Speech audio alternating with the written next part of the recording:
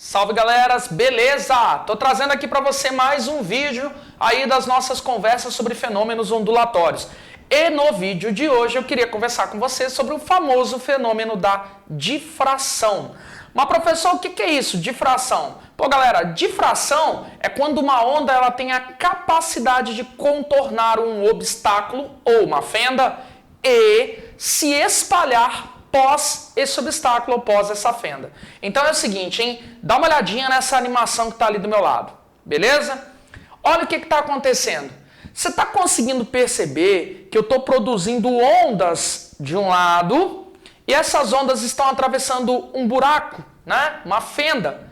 E pós passar por esse buraco, por essa fenda, essa ondinha se espalha. Eu consigo perceber visualmente, né, isso vale para questões que envolvem figuras, que quando eu tenho essa tal difração acontecendo, eu tenho uma mudança no formato da frente de onda. As frentes de onda, elas mudam o seu formato. Olha o que está acontecendo na animação ali do lado. Agora, muito cuidado, pessoal, muito cuidado. A difração, ela tem que ser sempre assim. A onda tem que atravessar a barreira, tem que atravessar a fenda e se espalhar após a barreira, após essa fenda. Dá uma olhadinha nessa figura que está aqui do meu lado. Esse desenho está ilustrando muito bem uma situação que a gente estuda nas aulas de ótica. Princípio da propagação retilínea dos raios luminosos. Você está conseguindo perceber que nessa figurinha a gente está fazendo uma referência, né, à luz atravessar a fenda, né? Os raiozinhos de luz estão atravessando um buraquinho, uma fenda, mas não se espalham. Então, isso não é um exemplo da tal difração. Para ser difração, eu tenho que ter o espalhamento dessa ondinha, tá bom? Então, bastante cuidado. Outra coisa que você tem que tomar cuidado é cuidado com as questões que tentam colocar na sua cabeça que somente ondas mecânicas ou somente o som e a luz nunca vai poder fazer essa tal difração. Isso é mentira, beleza?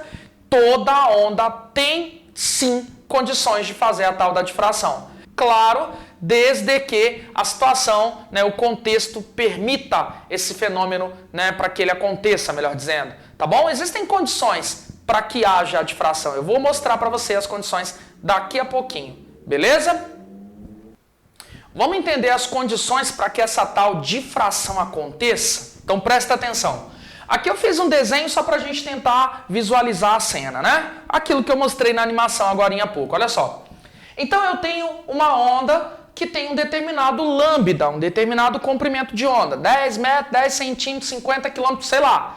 Tem um comprimento de onda relacionado a isso. E aqui eu desenhei uma parede com um furo. E esse furo tem dimensões Dzinho, beleza?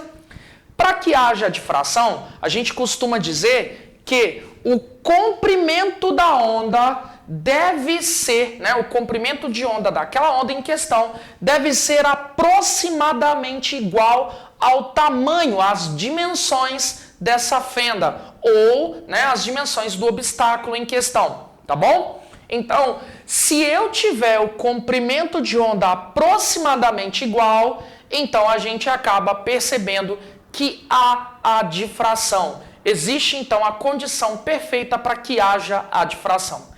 Experimentalmente, a gente acaba descobrindo que se o comprimento de onda for muito maior do que o tamanho da fenda, essa difração ela é facilitada. A gente costuma até citar que a difração é acentuada.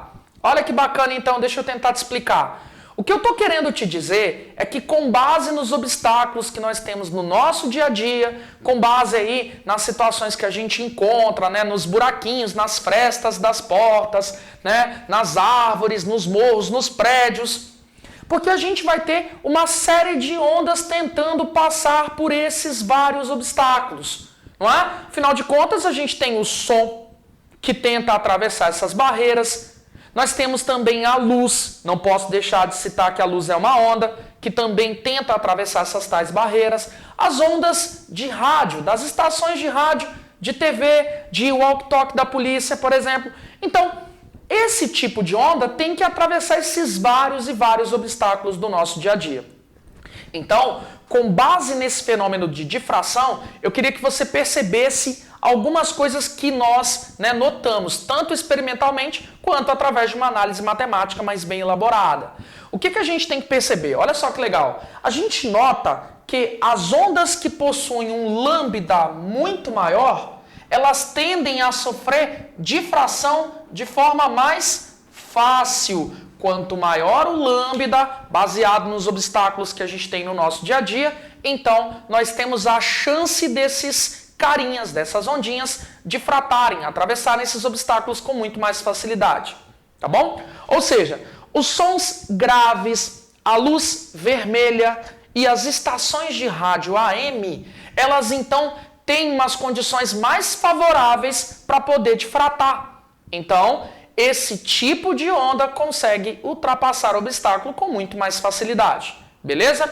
Agora, as ondas de comprimento de onda menores, beleza? Elas tendem, no nosso dia a dia, a ter mais dificuldade. É mais difícil para essas ondinhas, atravessar essa série de barreiras, essa série de obstáculos aí, tá bom? Então, os comprimentos de ondas menores, sons agudos, luz violeta e a frequência de ondas de estações de rádio FM sentem mais dificuldade para fazer a difração no nosso cotidiano, tá bom? Então olha só, hein? Se você é um cara que se apega às frequências ao invés do lambda, o que eu tentei te dizer foi mais ou menos assim. Lembrem-se que o cara que tem lambda, comprimento de onda grande, mantendo a velocidade constante, é o cidadão que tem frequência baixa. E o cara que tem o lambda baixo, mantendo a velocidade constante, é aquele cidadão que tem frequência alta. Portanto, eu estou tentando te dizer que ondas de frequências mais baixas, lambdas maiores, tendem a difratar mais fácil. E ondas de frequências maiores, lambdas menores, é mais difícil para esses bichinhos fazer a tal da difração, tá bom? Então, lembrem desse detalhe, é muito importante pra gente. Salve galerinhas, beleza? Vou trazer aqui agora para você uma questão do Enem PPL 2014. Sensacional, hein? Dá uma olhadinha ela aí na sua tela e a gente já volta para resolver.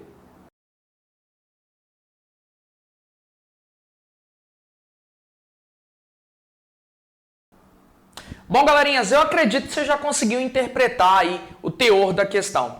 Você percebeu que o tema da questão é o seguinte, Tem um cara que é músico, está assistindo uma apresentação musical, ele não consegue ver muito bem os instrumentistas, tá cheio de gente na frente dele, um monte de coisa, aquela historinha toda, Mas mesmo assim ele consegue ouvir o som. Predominantemente os sons graves, Os sons agudos ele perde um pouquinho, Aí a percepção, tal, a questão deixa claro isso. Então, se ele consegue ouvir o som e o som está conseguindo atravessar aquele monte de barreira, aquele monte de obstáculo ao longo do caminho, e predominantemente o som que chega até o ouvido dele são os sons graves, meu amigo, a questão só pode estar falando do fenômeno difração. Aquele fenômeno que tem aquela característica de ondas poderem contornar obstáculos ou atravessar fendas e se espalhar pós esses obstáculos ou essas fendas. Excelente questãozinha, beleza? Salve galerinhas, beleza? Tô trazendo para você aqui mais uma questão de física do Enem, Enem PPL 2017. Muito bacana essa questão, galera. Dá uma olhadinha no texto da questão, daqui a pouco a gente volta para conversar. Vamos junto!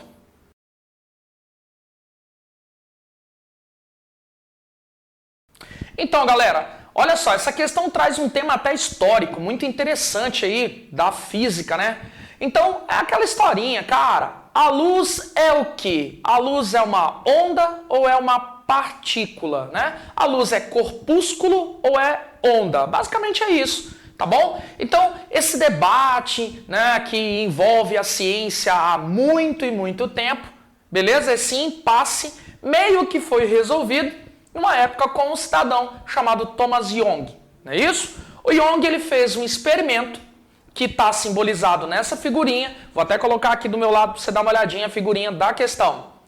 E nesse experimento muito famoso, a gente consegue visualizar que ele comprova coisas que a luz faz que somente ondas até então podiam fazer. Por exemplo, ondas sonoras podiam fazer a difração e a interferência. Legal? Então, ondas sonoras recebiam o título de ondas. O mesmo vale para toda outra onda, não só mecânica, não só onda sonora, mas toda onda fazia a difração. Então a luz não era dita onda. Por quê? Porque até então ninguém conseguiu provar que ela difratava e interferia. Beleza? Então o Thomas Young fez um experimento muito famoso, o experimento da dupla fenda. E a partir desse experimento, ele acaba matando 2 coelhos com uma paulada só. Ele prova que a luz tem a capacidade de difratar e interferir, fazendo com que, a partir daí, a luz fosse classificada como onda. Então a importância desse experimento para a física é que esse experimento ele consegue classificar a luz também como caráter ondulatório. Beleza?